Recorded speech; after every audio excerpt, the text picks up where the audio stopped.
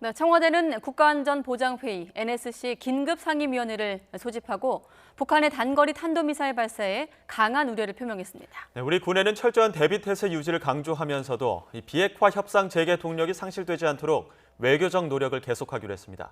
취재기자 연결합니다. 김도원 기자. 네, 청와대입니다. 네, 이렇게 NSC 긴급상임위가 소집된 건 이례적이라고 할 수 있는데 비교적 절제된 표현이 나왔어요.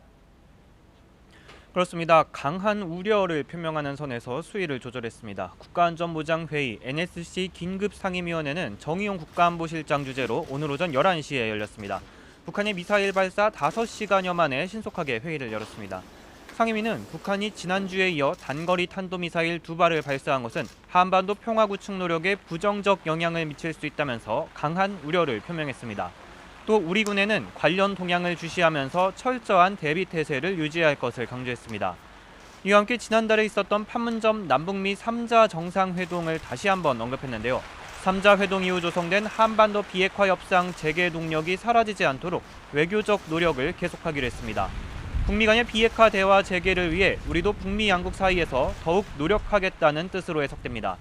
이번처럼 긴급이라는 이름으로 NSC 상임위가 소집된 건 북한이 수시로 탄도미사일을 발사했던 지난 2017년 이후로는 처음입니다. 네, 북한이 대남 압박을 강화하는 것으로 보이는데 청와대가 대응 수위를 조절한 이유는 어떻게 평가되죠? 네, 아무래도 북미 비핵화 실무협상 재개를 기다리고 있는 상황에서 긴장이 더 고조되지 않게 관리해야 할 가능성이 큽니다. 오늘 NSC를 대통령이 직접 주재하는 전체 회의가 아닌 국가안보실장 주재 상임위원회로 연 것도 적절한 수위의 대응을 위한 조정으로 보입니다. 다만 북한에 대해 지난주보다는 좀 더 단호한 입장을 밝힌 것으로 보이는데요. 지난주에는 단순히 군사적 긴장 완화에 도움이 되지 않는다고 한 반면 이번에는 한반도 평화 구축 노력에 부정적 영향을 줄 수 있다고 밝혔습니다. 북한의 이런 미사일 발사가 반복될 경우 북미 간의 비핵화 협상도 제대로 진행될 수 없다는 경고를 담은 것으로 해석됩니다.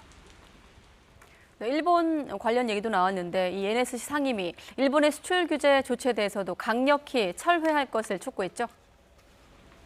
네, 상당히 강한 수준의 경고 메시지를 보냈습니다. 일본이 부당한 조치 철회를 위해 모든 노력을 다하고 일본이 상황을 더욱 악화시킬 경우 가능한 모든 조치를 포함해 단호히 대응하기로 했습니다.